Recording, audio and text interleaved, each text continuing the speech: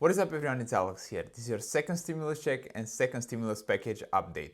Before we dive into the video, I want to thank you so much for all the support and thank you for watching this video. Thank you for smashing the like button and thank you for smashing the subscribe button, and as I mentioned, it tremendously helps this channel out. As it seems, the Senate can move and take action when they also have interest.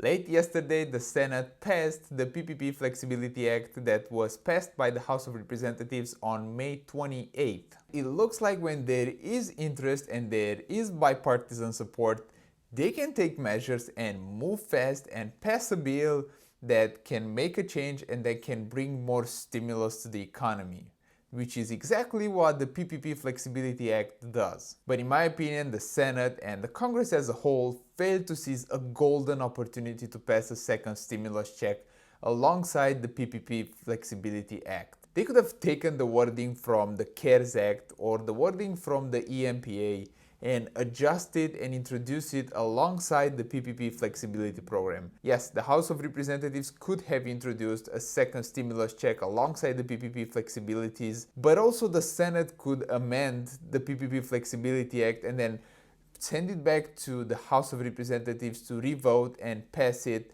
with a second stimulus checks.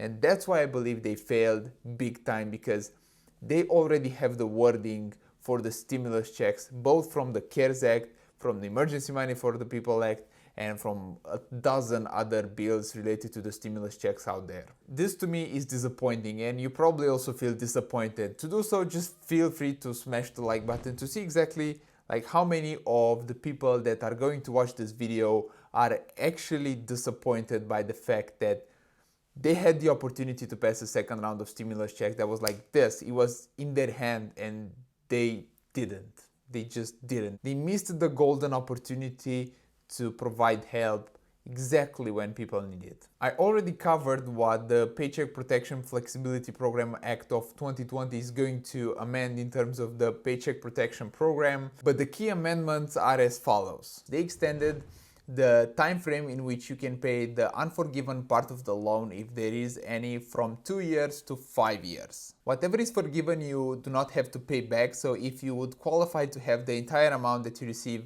under the PPP program to be forgivable, then you would have to pay zero. The second key amendment under this bill is an extension for the time frame in which you can use the money from 8 weeks to 24 weeks or to December 31st, 2020, whichever happens first. Another key amendment is more flexibility related to the 75-25 rule, where businesses had to use 75% of the money that they received on payroll expenses and 25% on other expenses.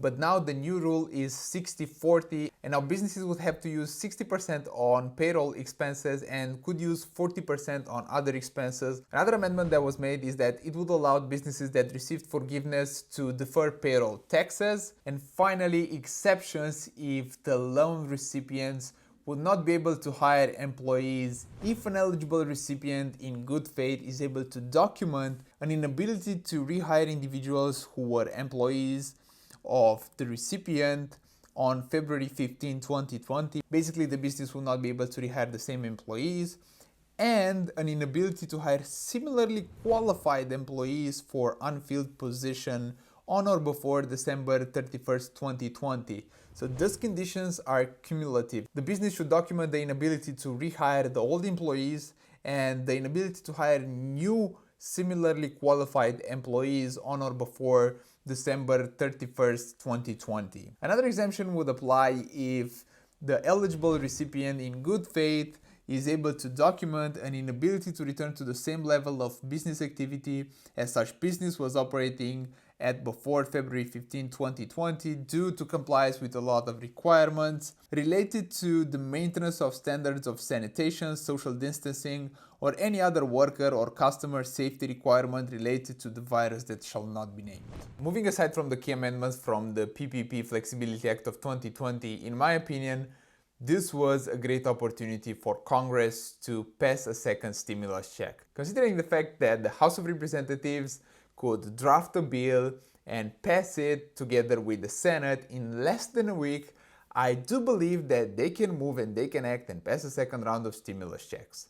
it would have been so simple to introduce a second round of stimulus check. It would have been literally a copy and paste from the CARES Act or from another bill that was proposed that was related to the second stimulus checks, and it only would have needed a couple of changes and amendments. I know this because I draft a lot of documents, and I know that whenever you have a template, things move a lot faster, and they already had a template for a stimulus check, so they could have used it to pass another one, and I think this is very frustrating, don't you think?